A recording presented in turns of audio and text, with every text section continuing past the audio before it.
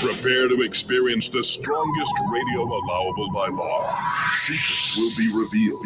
Myths dispelled. From the studio gym where excuses never apply, it's Superhuman Radio with your host, Carl Lenore.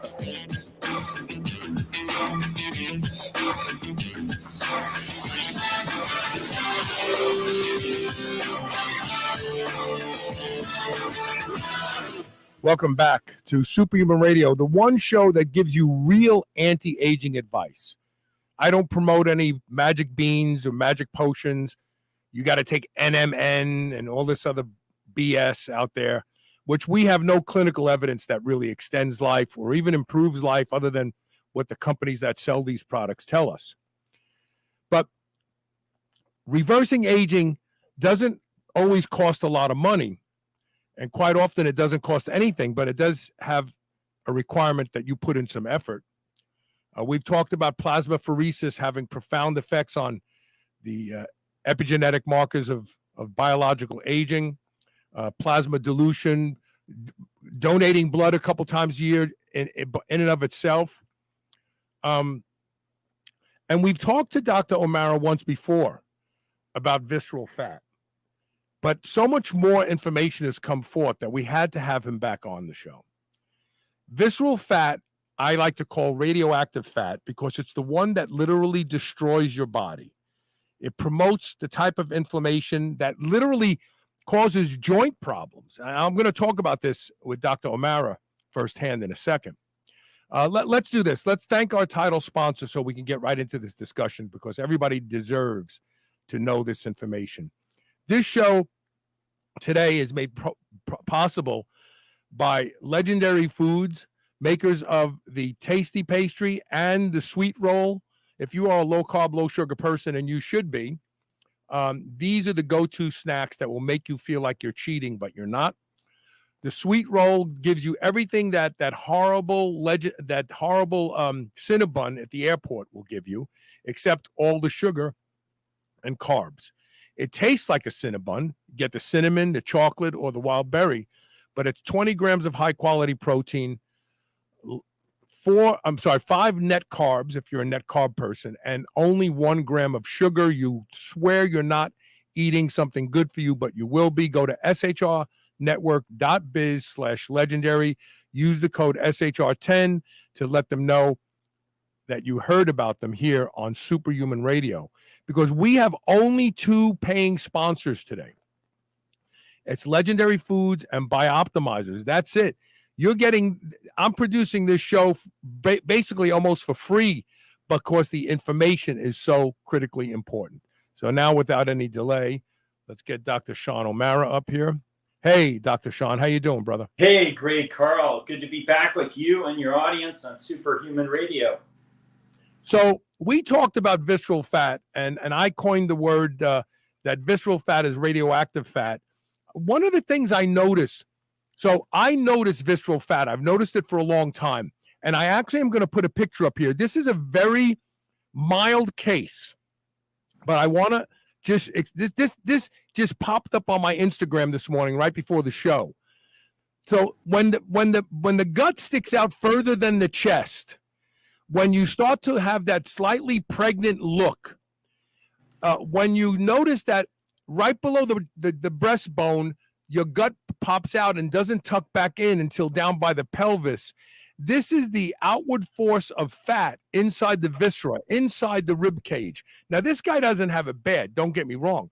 But what I want people to understand, I have seen 2 guys at 2 different gyms, old guys, probably only in their 60s like me, but both of them have that Popeye type belly. Their gut is just this big, it's almost like a barrel, a keg that they carry around. Both of them have had knee replacement surgeries. One of them has had hip replacement surgery as well. They both walk splayed feet because they have no hamstring strength anymore. Visceral fat is killing our population and is being completely ignored by the medical orthodoxy. Why? Because they want to sell you drugs. And drugs won't help this condition. Is anything I said untrue? No, 100% spot on. You were one of the first in the industry on the internet to catch the importance of visceral fat. And I took my message to you. I'm so grateful that you are a fast learner. And to your credit, and so your audience knows, it's brilliant how you describe it as radioactive fat, because it's ear catching. The sound of radioactive lets you know that, hey, this has got energy behind it. And it also gets you concerned that this is problematic. And it also suggests that you've got this source inside of you that's causing damage. And that more beautifully sums it up than any physician, any scientist, anybody who has knowledge about visceral fat has ever described it. And so I credit Carl Lenore all the time with radioactive fat. And I talk a lot about visceral fat because I became aware of it in 2013. And you really need to think about it as this radioactive time bomb that's inside of you that is leaking out these damaging substances, inflammatory molecules that get distributed throughout your body and are responsible for chronic disease. I mean, it's just like you alluded to in your introduction. It causes joint disease, so you get people needing to have joint replacements. All the itises, so bursitis, tendonitis, arthritis, and just chronic disease in general. And the big ones, the killers: heart attacks, strokes, cancer, and neurodegenerative conditions that we see are increasing: dementia, Alzheimer's, ALS, MS, all these Parkinson's, all these really problematic diseases are made worse, if not causally connected to visceral fat. And so when I studied visceral fat for the National Science Foundation on a grant to reverse chronic disease, we noticed in the 6,000 people that we studied and scanned their visceral fat, that when we targeted it for the purposes of eliminating and reducing it, we noticed that every chronic condition in those 6,000 people either got better or went completely away. So that's worth repeating. Every condition we studied got better or went completely away when we eliminated visceral fat. Now, also, I want to touch on what you said too, that no doctors are talking about this, and it's because physicians are kept from learning about it in medical school. So you want to test this. If you're in the audience and you're listening to Superhuman Radio today, go and broach the subject with your doctor, and they'll look like this at you, because they won't have anything to say. They'll just be a blank stare, because they won't know about visceral fat, because it's precluded from ever being taught in medical schools. It's not part of the curriculum. So I really am trying to bring awareness to visceral fat to try to challenge that. We need to get into medical schools. And by golly, if the medical profession won't teach it, I'm going to take it to personal trainers and health coaches and anybody that can just learn about visceral fat to start promoting it, because I think the medical profession has dropped the ball on it. So the one thing some physicians may talk to, and I want to discuss the intrinsic and extrinsic effects of visceral fat. So the intrinsic effect is mechanical, organ crowding. What does organ crowding, if anything, do to contribute to the damage caused by visceral fat? Because the extrinsic value is the hyperinflammatory environment that literally rusts the body. What about the organ crowding? Yeah. So, just by physical proximity to this inflammatory substance, you have the contribution of this inflammation directly on the organs that visceral fat is surrounding. So these are really critical organs. So you got all your internal organs within your abdominal peritoneal cavity, but also a type of visceral fat, but not included within the peritoneum is the cardiac fat, cardial fat around the heart. And so we see as visceral fat is eliminated, fat around the heart is also eliminated. When I scan people for their abdominal scans, I have them scan up high enough into the abdomen that we can catch the lower half of the heart, and we see its connection to visceral fat. It's just this continuity right up into the thoracic cavity. So visceral fat just is directly up against all your important, your pancreas, your your liver, your gallbladder, your critical disease. You really critical. Is there a link between visceral fat and the infiltration of fat into the liver? Does one beget the other? Does one start first? How does that work? Yeah, so that's a great question. So by all means, one does start first. And the earliest expression of disease that we found in every single human being that we scanned was visceral fat. It starts in your childhood. So kids today are filled, not necessarily, they have within them visceral fat. And of course is relative to the particular child, their lifestyle, their diet, how much they're going to have. And there is probably a genetic contributory role, but more than genetics, it's lifestyle, what kind of a life you're living. So kids, my own kids, when I had my own scanner and I was routinely scanning my family, including myself, I saw my child 5 years of age with visceral fat within them. It's very sad. So no other expression of disease whatsoever begins that early, except for visceral fat. So it's the most important biomarker, the earliest expression of disease, things gone wrong, and the most important thing to get rid of in your body to improve your health. So that was a really brilliant question that you asked, and I don't think I've ever had a host ever ask me that before. So that's great. So what, from an evolutionary perspective, okay, let me back up and set this table. We know that people who go for liposuction in large areas, they have their hips sucked and the tops of their legs, they have all this fat removed, that the fat inside the viscera picks up the role and gets bigger and larger in mass. So that tells me that the body doesn't like it when you get rid of too much fat too fast, and it says, okay, we'll fix you, we'll put it inside your rib cage where you can't suck it out. So from an evolutionary perspective, what is the body doing when it stores visceral fat? Does it feel that it's in danger and we better put fat inside the core of the body? What evolutionary linkage do we have here to maybe explain visceral fat? Yeah, so probably the better perspective on why that happens is subcutaneous fat, by and large, is benign, if not protective and beneficial. So subcutaneous fat, for the sake of your audience here that are able to watch, subcutaneous fat is what's portrayed here in yellow. Okay, it's on the outside of a abdominal MRI scan. So you can see this yellow is really subcutaneous, just underneath the skin.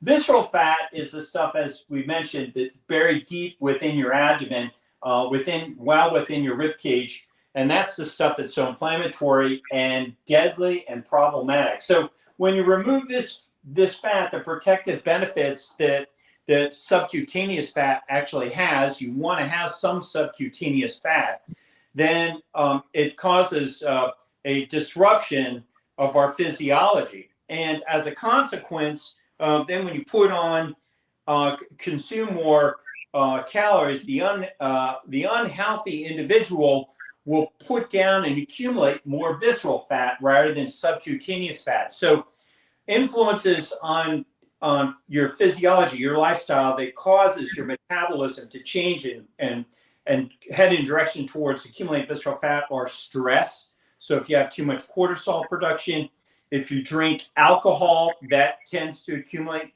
visceral fat. If you are not sleeping well, or you have interrupted sleep, if you have obstructive sleep apnea, you'll put on visceral fat. And then a big one is carbohydrate consumption, particularly processed carbohydrates, these simple sugars, and eating junk food. That gets converted, more immediately to visceral fat rather than subcutaneous fat. And then a fifth one that I talked about is not so much that it causes visceral fat, but what it does, Carl, what we've seen in studies, it makes visceral fat refractory to elimination when you otherwise do things to eliminate visceral fat, such as resistance training, sprinting, lifting weights, working out, fasting, going out in the sunshine. These kind of basically hormetic activities that would otherwise cause your lipolysis to burn off fat it makes that fat reserve more resistant. And so you don't get rid of that visceral fat. So distance running, chronic exercise is more problematic for individuals. And so it's for that reason I advocate to my client patients that come to me to don't do long durational exercise and migrate over towards, lifting weights, high intensity, max intensity, resistance training, and sprinting is my favorite exercise of all. Interestingly, there's a study out there that was produced by a UK-based company that had an exercise bike that was tied to some sort of platform that had you do interval training. And the study showed that interval training was better at ridding the body of visceral fat than long, slow state cardio. Now, whenever you say these things, people go, oh, so low. No, slow state cardio has a place for cardiovascular conditioning, because what people need to understand is the heart is always working. It doesn't relax when it expands. It's like a bellows. If you have to blow on a fireplace, you're applying force opening it, you're applying force closing it. So slow state cardio allows for the eccentric portion of the cardiac development and is as important as things that cause Valsalva and increase the concentric force of the heart. So I'm not saying, oh, don't do slow state cardio. But what I am saying is find ways to sprint. And like a guy like me, I'm missing part of my left foot because of a botched foot surgery. I can't run sprint, but I can do sprints on the Airdyne with my hand, like Dr. Sean Baker does, and I can pin that thing for 10 seconds, 15 seconds at a time, and I do that post-workout when I train. The last thing I do is get on the Airdyne and do my sprints. Yeah, that's awesome, Carl. In fact, that's a really good point. And I get that question a lot. A lot of people aren't unable to sprint, but they have access to an Airdyne or an exercise bike.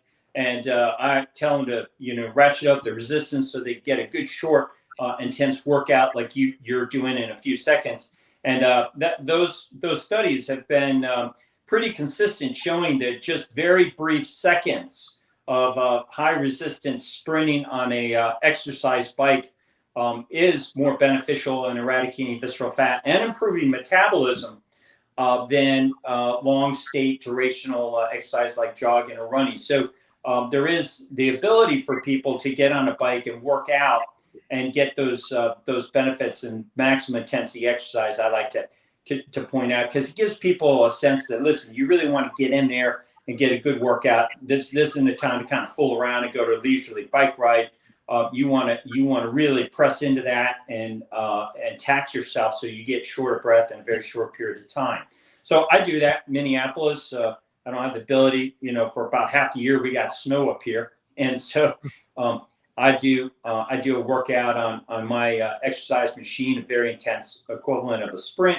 It's not the complete equivalent, but it taxes me, gets me shorter breath, produces myokines, and the new molecule we're finding out in research, lactate, which is a combination of lactate and phenylalanine, which is very beneficial for, again, burning fat and putting on muscle. So, if you want to optimize, I know in your audience, there's a lot of active bodybuilders and people that appreciate their figures, then you want to be looking to produce myokines and lactate from the exercise, and sprinting is right at the top. And number two underneath lactate was weightlifting, resistance training. So these are both really great forms of exercise that your show has been promoting for a long time, and so it should come off as a surprise to any of your audience. So about 7 or 8 years ago, I had a wonderful Italian scientist from the State University of New York group of schools, upstate New York, who published 2 studies that showed that there was a threshold of carbohydrate consumption, that if you stayed under that threshold, the insulinogenic response of carbohydrates was pretty much squashed. And it was either 28 grams or 30 grams. And we're talking about starchy carbs like potatoes and oatmeal, which are considered good complex carbs. I don't think you would have to get very high with sugar. But the question is the role of insulin in the creation and the adaptation of visceral fat, because we doctors check blood sugar, which is meaningless unless you know how much insulin that person has to produce to keep that level of blood sugar. I mean, it's like me trying to tell how fast I'm going down the highway by gauging the distance between my gas pedal and the floorboard, as opposed to looking at the speedometer. You can't tell. So what does insulin do in this scenario? Does it really help produce visceral fat? Yeah, and I think a good example is what I'm concerned about is happening within the bodybuilding community, with a lot of people taking exogenous insulin to try to generate and achieve muscle, hypertrophy. And so, yeah, it is anabolic for muscle, but it is also anabolic for production of visceral fat. And so, particularly something like exogenous sourcing of a important physiological hormone like insulin, the tendency or the capacity to get it wrong and produce an excessive amount of visceral fat is highlighted. And so I see in people that are taking the exogenous insulin, the characteristics of visceral fat, which is, as you alluded to, a protuberant abdomen that's sticking out, the dad bod, and then also flaring out of the sides. So you see this pretty regularly in people that are on hormones and exogenous substance steroids at my age. I'm 60 years of age, so guys in their 50s and 60s trying to maintain it. By the way, I'm 100% natural. I've never taken anything in my life. But people that do, they have this tendency to increase visceral fat. So if you're somebody who's listening to us today, and you feel the necessity to take that, and you made a personal decision, I would exhort you to get an abdominal MRI to track the impact on visceral fat, because all you're doing is you're looking the outside of your car. It's like a paint job. Okay, you're doing an auto body, a repair job on your car to make the frame of the car look good, the body of the car, but you got the whole inside of the car that you're ignoring. And bodybuilders and those in the fitness community need to think more holistically about what's going on. And we tend to pay too much attention to mirrors. And that's half my definition of health, is how you look. But the other definition is how you perform too. So a lot of us, that are in the fitness industry are working out, and we're tracking how much we're lifting and weights. But you also want to, how fast and how well do you climb a tree? How well can you climb a rock wall? So there are other metrics that, you need to take into consideration. And I think we evaluate ourselves better when we take a holistic approach to include looking at the impact inside the body where visceral fat is accumulating. So an MRI is a great way to do that. And that's why I advocate, getting these images and these scans to take a look at it. And visceral fat, I think the really important point I want to come on your show and talk about is it acts as an impedance as you age and get older.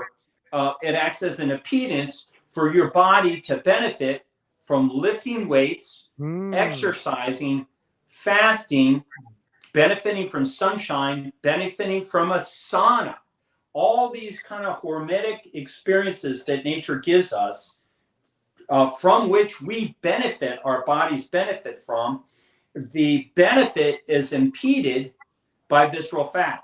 So what do I mean by that is, when you're young, you don't have as much visceral fat because it hasn't accumulated as much. And so when you lift weights, you put on all this muscle tissue. And then when you're older, in your 50s and 60s, you think you're not able to put that muscle tissue on just because you're older. No, you don't put that muscle tissue on. You don't hypertrophy in response to that weightlifting stimulus, because a visceral fat is interfering with your physiological response. So wait, I want to go deeper on that. So there were studies done on NSAIDs in elderly people, that elderly people benefit from NSAIDs post-workout. Young people don't. And the reason is NSAIDs quell the overall inflammation. So inflammation is selective. If the house is on fire, you're not going to worry about the kitchen fire in the frying pan because the house is on fire. But when the house isn't on fire, the kitchen frying pan gets attention.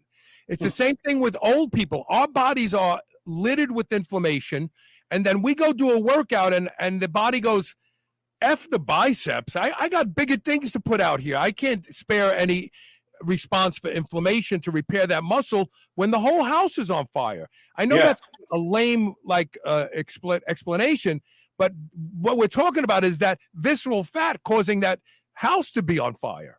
Yeah. No, that's a really good example. I don't think it's lame at all. I think it helps the audience understand that, again, it's a brilliant illustration, Carl. The house is on fire. That visceral fat is a conflagration. So maybe I'll just show you this example of what happens when you get rid of visceral fat. You can actually cause improvement in your muscle response. So what's interesting is there's a state, that when you're younger, you get this amazing pump, the muscle pump after you work out. And my kids, I got 2 teenagers, and I got a household full of teenagers because of that. They're all coming over and lifting weights and talking about their pump. And you see young people in front of mirrors and doing that. Who you don't see in front of the mirrors doing pumps are older guys, and that's because they just don't get, I've picked up in working with older men and women, they don't get this post-workout pump. And I see it when I go to the gym and young people, and I don't see it in older people. Now, some people get it, but I want to challenge you. If you think you got it, you need to be rigidly honest with yourself and ask yourself, is it to the same degree I had when I was 18 years of age? And I would submit to you as a researcher that it's not. And it's because of visceral fat. And so to check yourself on that, take pictures of yourself pre and post workout and see if you don't have an improvement, how much improvement you should say quantified by those photographs. So before you do your workout, take photographs of yourself with your shirt off, with your arms and your chest and your abdomen, and then do a workout and see how much of a bump you get from a post-workout, muscle pump. You should be getting that, and you can track it. If you get rid of visceral fat, you're going to notice that muscle pump get bigger. And so I'm 60 years of age, and I get a dramatic muscle pump now when I work out, more like what I used to get when I was younger, and way more than what I got when I was 50 years of age. I was getting nothing. So you take my 17-year-old son, you take the average 60-year-old male, you put him down next to 2 sets of weights and have him do the exact same workout. The 17-year-old, my son, is going to get this massive muscle pump, but the 60-year-old, probably nothing at all if you really did pre and post photographs. And the reason why I called you up and said I want to come on the show is I want to reach older guys like our age, Carl, and say it's not too late for you to recover yourself, get rid of this visceral fat. It's not your fault. Nobody's told you about it. You've done all the right things. You've tried to do all the right things. But this visceral fat accumulates within your abdomen over a lifetime. And if you get rid of that, you'll start returning to this great, post-workout muscle pump and all the benefits that provides. Your body is getting more healthy. So Doug, you can even see on your show, but Doug does a great job in talking about the influence of how you build muscle tissue through the influence of a stimulus impacting an organism, producing a response. So the stimulus being lifting weights, it's a hormetic influence on the organism. It causes basically damage to an organism. When you lift weights, you damage your tissues and you recover as your response. But we can have all sorts of influence on the stimulus. We can increase those weights. We can increase time under tension. We can increase how long we work out, shorten our time periods in between sets. But what we usually ignore is our organism, our body. We're not really good because the medical profession has failed us And I think the bodybuilding community has done a far better job than conventional healthcare to try to get, bodies healthy. But we need to really recruit and exploit, the scientific metrics and tools that are available within the medical scientific community for the purposes of optimizing the body instead of optimizing the profits of the healthcare system. And that's what's happening. We're diverting profits, and attention and initiatives are geared towards generating, improving the body of corporate health instead of the patient's body. So, a shout out to the, fitness community and the weightlifting community has done a great job, I think, in trying to get more healthy. But one of the areas I think that they need focus on is visceral fat, because of its impeding role in preventing those gains. So if you're young right now and you want to keep that muscle pump, you better pay attention to visceral fat, get yours assessed, and change your lifestyle of using exogenous substances, carving out, which, especially with processed foods, causing, major contributions to your visceral fat depot within your abdomen. And don't be blind about it. Be attentive and concerned, be intentional to make sure that you are tracking your visceral fat so you can preserve your health. We're going to take one quick commercial break. I have lots more to talk about. Those of you watching live, feel free to post questions. We'll work them into the show. We'll be right back with more of Dr. Sean O'Mara and Superhuman Radio.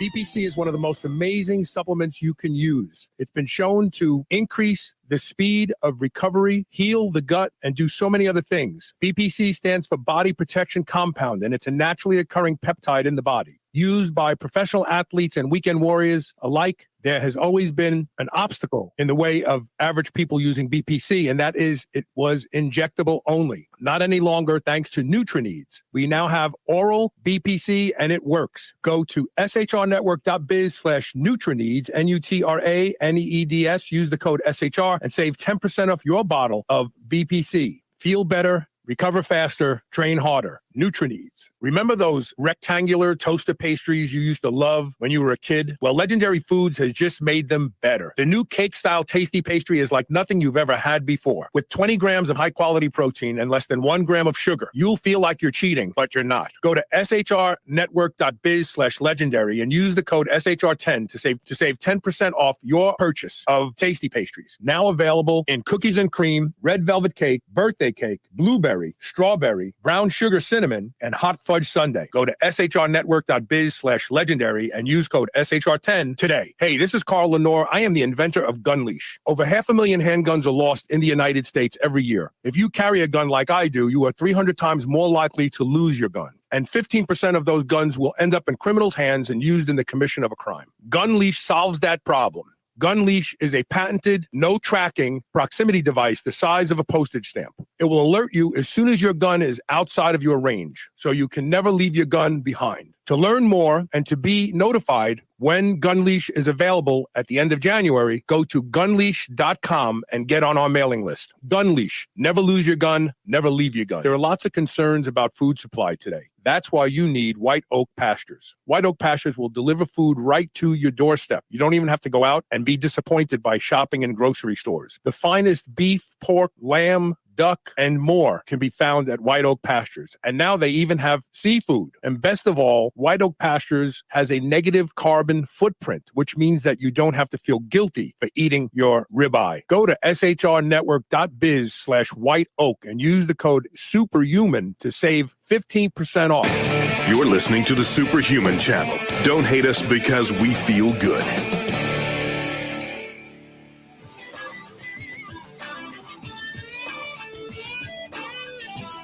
Welcome back. One thing I want. I had the wrong picture up, but this is my pre-workout photograph, and this is my post-workout. Oh yeah.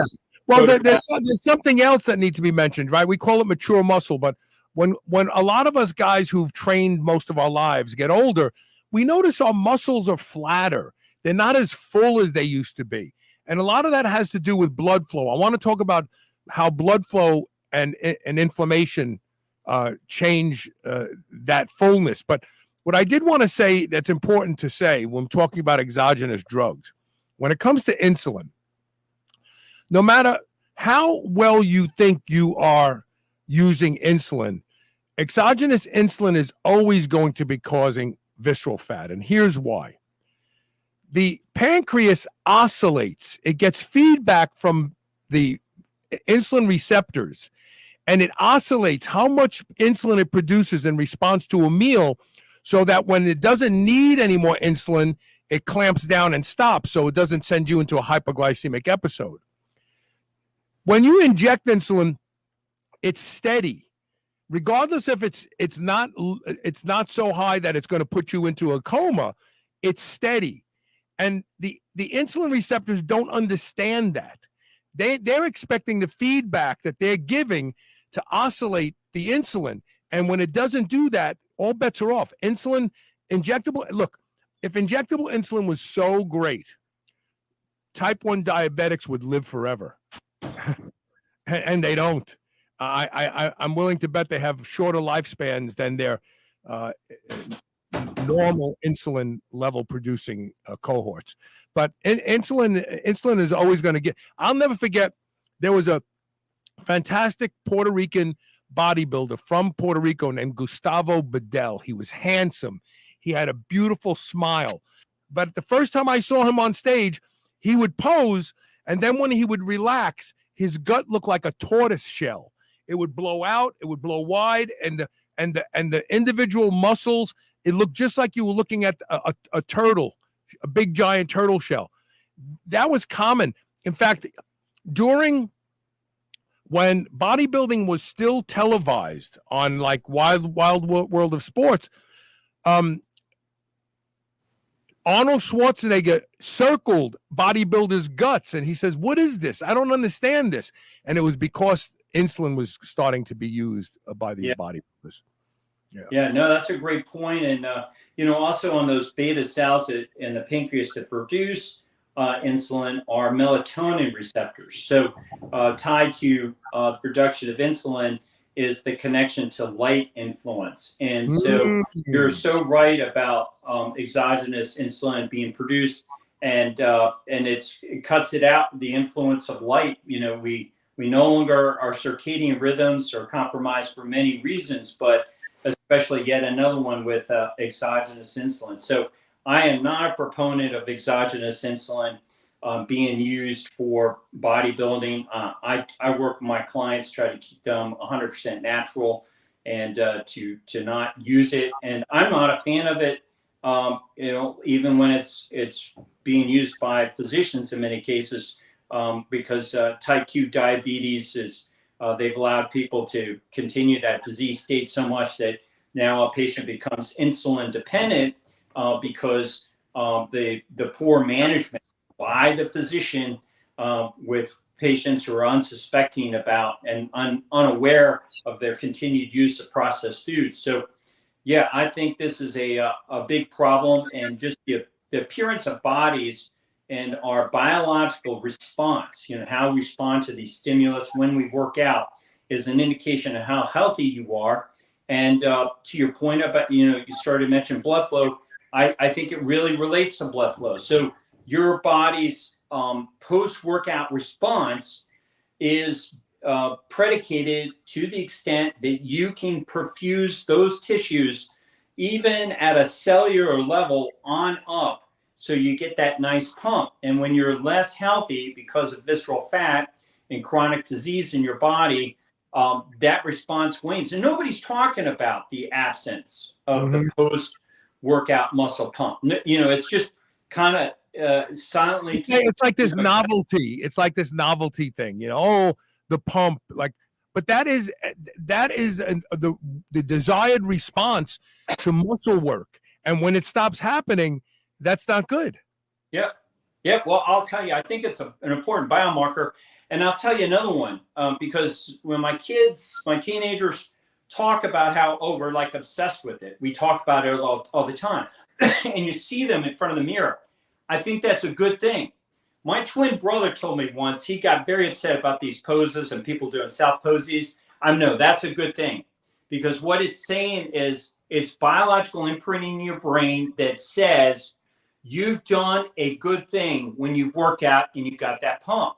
That's affirmation. Okay. It's sort of like getting a report card and you get an A, only you're wearing it on your body. And when you're a bodybuilder and you put on that mask, you get that affirmation that you've worked out. Now, like all things within moderation, I think you could do it to excessively get, consume maybe narcissistic, but that process of looking at the mirror after you work out, you get that affirmation working out. Now, let me submit to you the 60-year-old or the 70-year-old who goes and does that workout, and he or she doesn't get that response because they're diseased. They're missing out on that. So that's why I'm here talking about your health and visceral fat, so you can become aware of this new biomarker, this biometric visceral fat that I really am doing the best I can to promote it. And I'm grateful that Superhuman Radio and you, especially Carl, are enlightened enough to understand that it's really a silent scourge that the medical profession is ignoring, because it's going to cut into their profits. So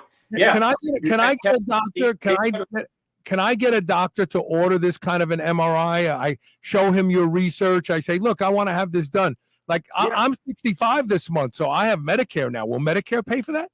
Yeah, well, if your doctor will order it, and he can get it for other reasons, it can be covered by Medicare. So, but the way I usually see clients and people able to get it is they pay out of pocket.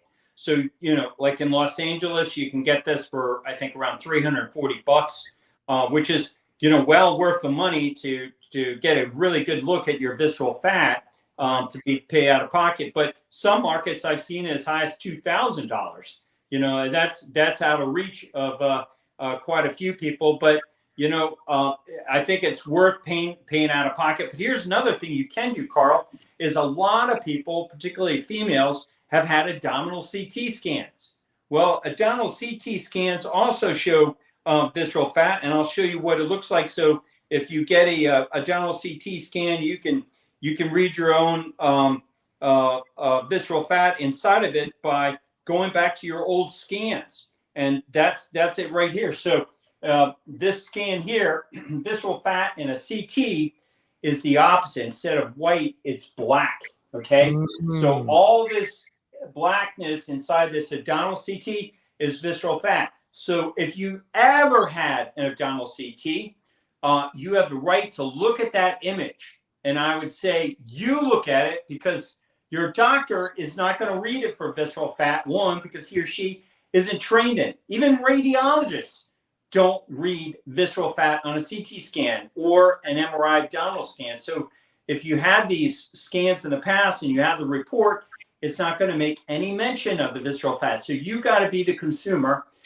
And this is what I advocate. We've got, doctors have a lot of knowledge, but their knowledge is all predicated on making profit and treating disease. So you need to get a body of knowledge how to prevent disease, reverse disease, and how to live well.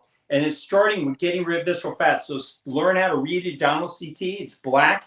On a regular MRI, abdominal MRI, it's white. So it's just the opposite. So yeah, I don't know if you've ever had an abdominal CT, Carl, but that's one way of looking at it. And you might even be able to get a CT cheaper than an MRI. In some places they're cheaper, some places they're about the same. So let's assume everybody has some amount of abdominal visceral fat. And because they have that characteristic, they're lean everywhere, but they got this jug of a barrel of a belly, and let's just assume that they don't go for the investigative testing, and they just take it on themselves. Okay, I concede to the fact that I have visceral fat.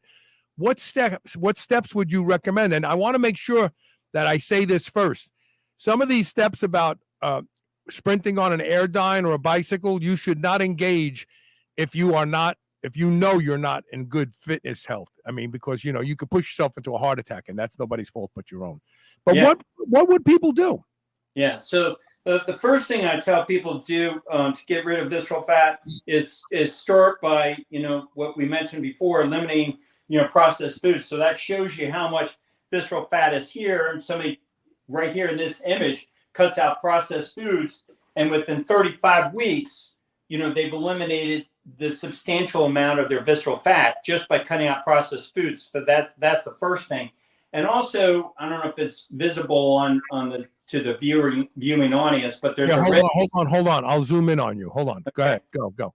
So there's a red streak in the oblique muscle that you can see here, and that is deposition of fatty inflammation, fat within the muscle. Okay, that is happening to people as they accumulate visceral fat. You're getting deposition of inflammatory fat in that muscle. You're becoming a Wagyu human.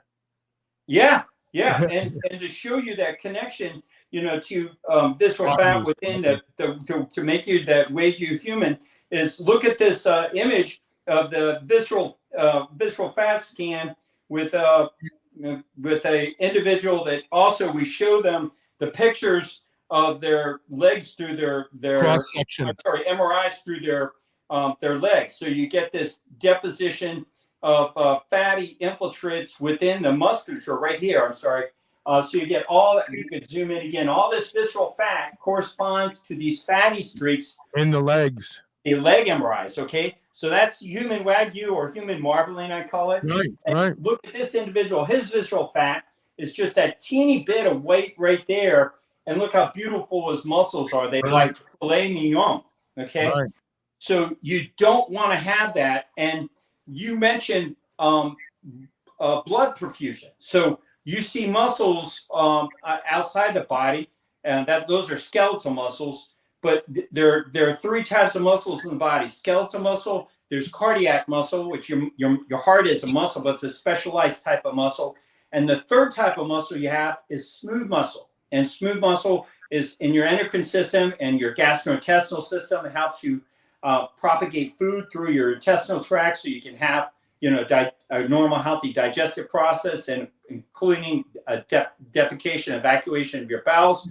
But smooth muscle is also incredibly important and not talked about inside the vasculature. So it's inside your arteries and veins and capillaries. Right. So the same process that's causing this visceral fat to deposit in the within the abdominal region causes this deposition within the skeletal muscle.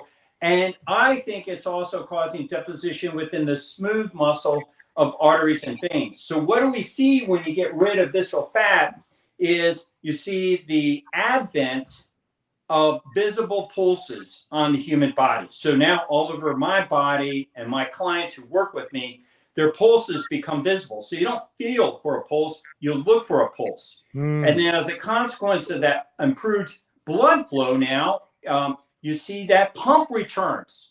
So this is why the 60-year-old guy that doesn't have visceral fat and has got rid of that fatty deposition within their smooth muscles now has visible pulses, and they're back to having that muscle pump when they were 20 years of age. They produce that nice biological response. So, key to this ability to get healthy is getting rid of visceral fat, and the consequence, get rid of those fatty infiltrates within your skeletal muscle. And if you can afford to have a second MRI, get that MRI of your legs. So if you're a bodybuilder and you're serious, you better take a look at the quality of your muscle. Don't just look at how much weight you're lifting, because that guy from the Game of Thorns that was world record on lifting weights, he could lift a huge amount of weights, but he couldn't do one pull-up. So, if you really want to take a look at the functional health of your tissue, you should do an MRI and see, do I have these fatty streaks in my muscle called myostenosis, or do I have beautiful filet mignon muscles? And by the way, this guy here, he's an Olympian. He's an Olympic sprinter. So fantastically healthy guy. There he goes, sprinter, and he has no visceral fat. That makes perfect sense. Yeah. So I want to take our last commercial break. I want to take our last commercial break, and when we come back, I want to talk a little bit about. I want to go over it one more time, the diet, and then start to do things that are a little bit explosive in nature And I also want to talk about the football players that you worked with, because they're supposed to be super healthy and they weren't. So let's hold that the break, okay? All right. All right, sit tight. We'll be right back with more. Don't go away.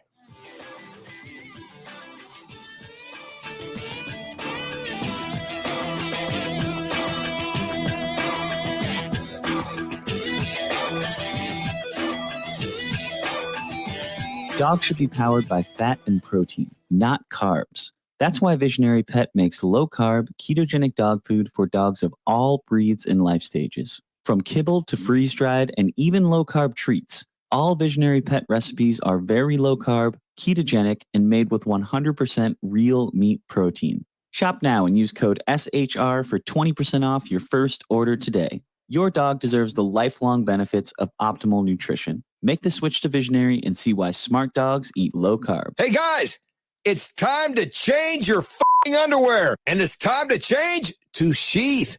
Sheath's underwear's revolutionary designs allows your man parts to hang the way they would naturally hang if you were not wearing underwear. And this improves the blood flow throughout the day to the twigs and berries.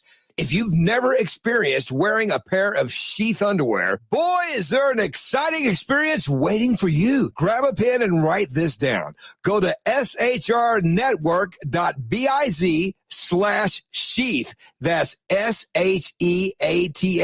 And use the code SUPERHUMAN to save 20% off your first pair. And get this, if you're not completely satisfied, send them back for a full refund. That's shrnetwork.biz/sheath. Great sleep upgrades you on virtually every level: body fat, muscle mass, mood, brain function, and countless other ways. But taking melatonin alone isn't the answer. Thanks to a brand new sleep formula developed by my friends at Bioptimizers, you can experience the best night's sleep ever. Sleep Breakthrough is a delicious sleep drink that supports your natural melatonin production and relaxation without creating a dependency, so you can have the best night's sleep on demand. It targets 5 different sleep pathways to give you the best sleep ever. And best of all, you'll wake up feeling rested and rejuvenated so that you can have the best day possible. For an exclusive offer for my listeners, go to sleepbreakthrough.com/SHR and use the code SHR10 for 10% off. Plus, you can unlock special gifts with the value of at least $20. This is a limited time offer, so go to sleepbreakthrough.com/SHR right now. I would easily say that I am the hugest proponent you will ever meet to doing anything that will improve the quality of my sleep. And that's because sleep is linked to just about every metabolic disorder we see in our population today. One of the easiest things you can do to improve the quality of your sleep is to get a pillow that can be shaped into the exact form factor that allows you to get your best night's sleep. And that is MyPillow. I've been sleeping with MyPillow for a few years now, and I can tell you that when I have to travel and stay in hotels, I don't get a good night's sleep because I don't have MyPillow with me. Right now, you can save up to 60% off of everything offered to improve the quality of your sleep at shrnetwork.biz/MyPillow when you use the code SHR. Or you can call toll-free 800-889-4938. And remember to use code SHR to save up to 60% off of everything at their website.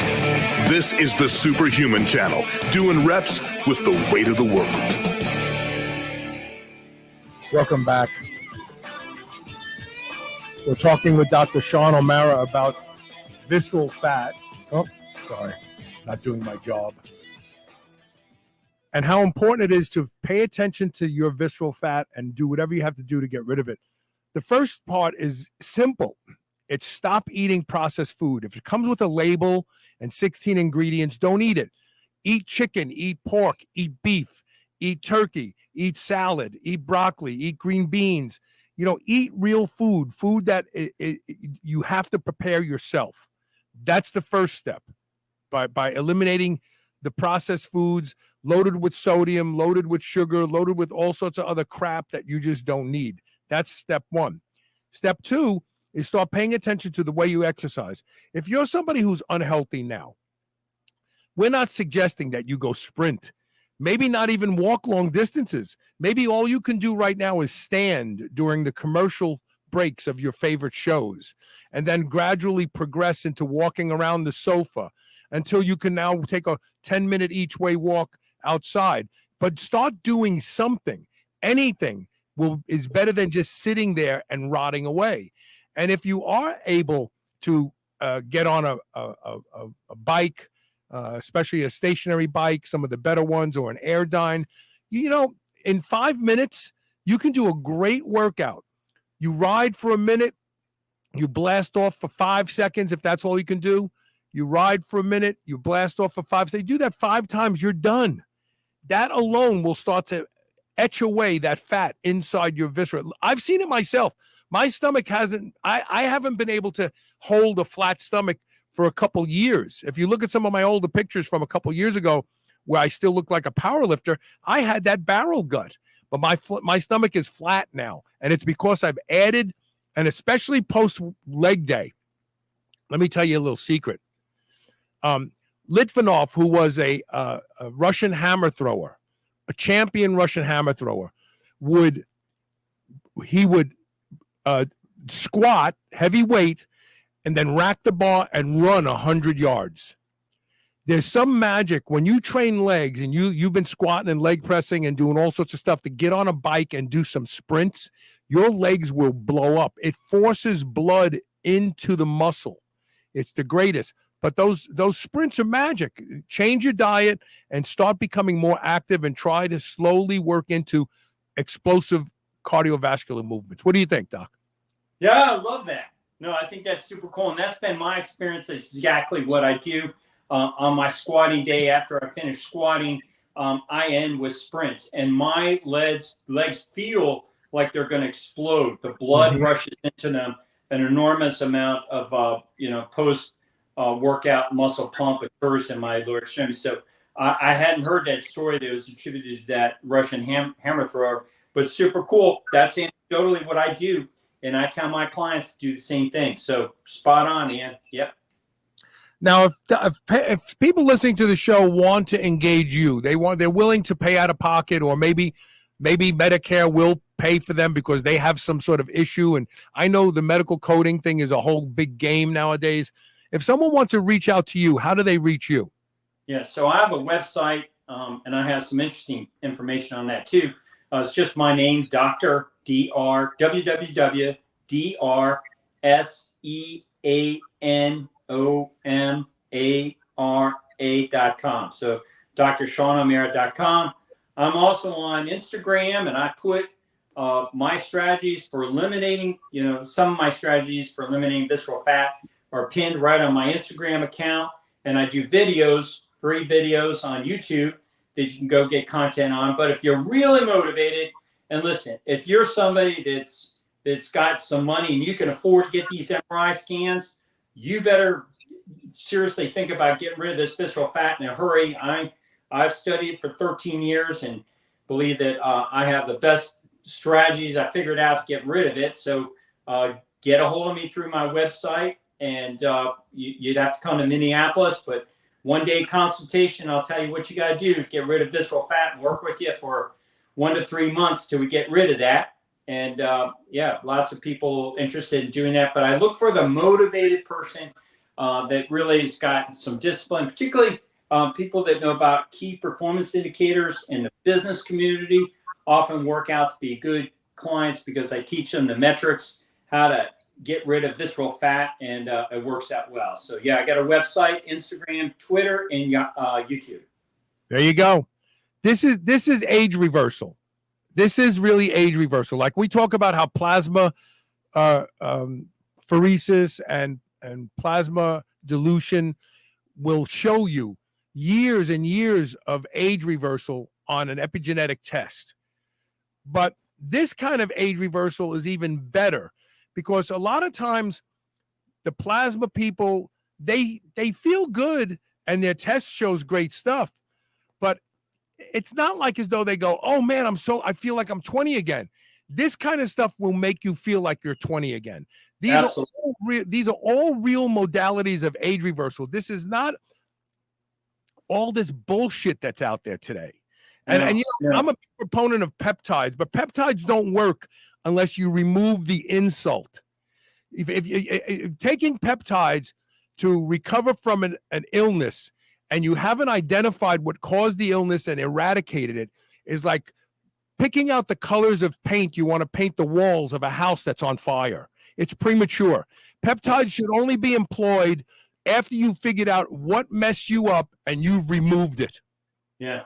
Yeah, that's a really good point. I like how you use that house fire analogy. And visceral fat, you feel like you're 20 when you get rid of it, because when you were 20, you didn't have it.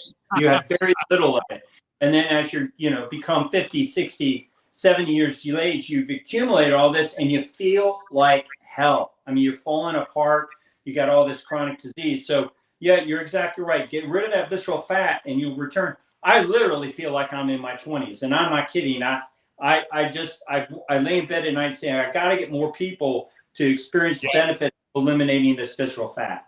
Well, we're trying to spread the word. The more you spread the word, the more people try. They look, they see a modest reduction and they go, wow, I feel so much better. And then they become apostles. Then they tell their friends, oh, you got to do this. It doesn't matter. I've gone through this my whole life, 17 years. People learn stuff on this show. They make it their own. They share it. I don't care as long as the word gets out there. Also, I want to mention something. My birthday is Sunday, June the 11th. I turned 65. Tuesday, June 13th, I'm doing a show for the listeners. If you've been listening to this show for years, I want you to come on and tell me whatever you want. And even if you have criticisms, I want you to come on and criticize me. Carl, you're an asshole. Okay, I will not censor anyone. But if you want to get on this show, I will be promoting the link on all social media platforms, including Rumble. We're starting to get an audience on Rumble. And all you need is a browser, whether it's a Safari browser on a Macintosh, whether it's a Chrome browser, whether it's a Microsoft browser. I can't what they call theirs now, something else. But anyway, if you have a browser on your iPhone or your computer, all you got to do is click the link. Dr. Sean will tell you it's easy to get on, right? Once you get the link. Easy. Very easy.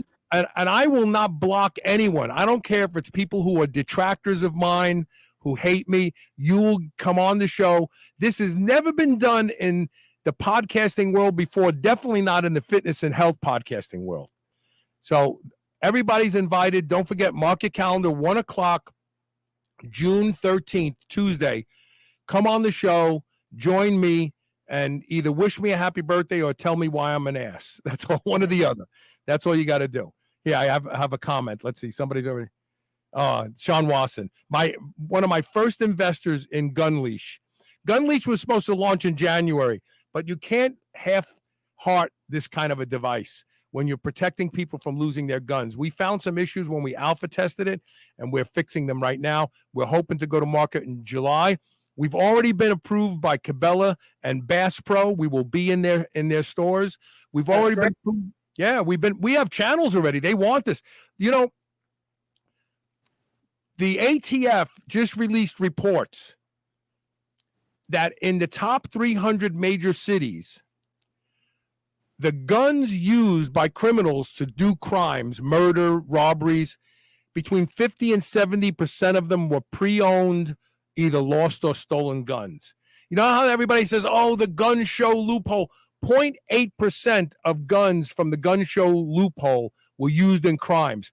In Louisville, 70% of the guns between 2017 and 2021 were previously lost and stolen.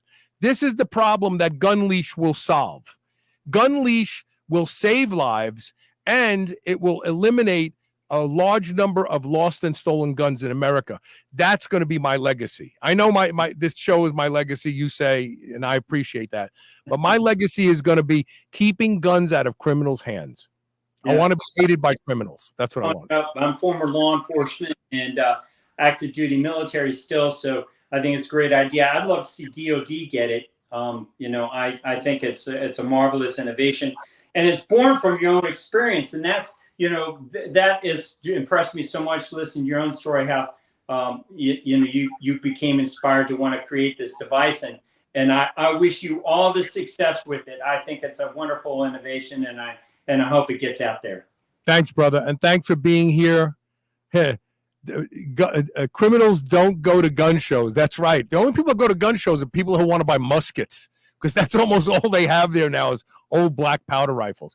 All right, brother, we'll keep this discussion moving, We'll get it out on social media, and hopefully we'll change some lives. Thanks for being here, Doc. All right, Carl. Hey, thanks very much for the opportunity. You guys have a great day.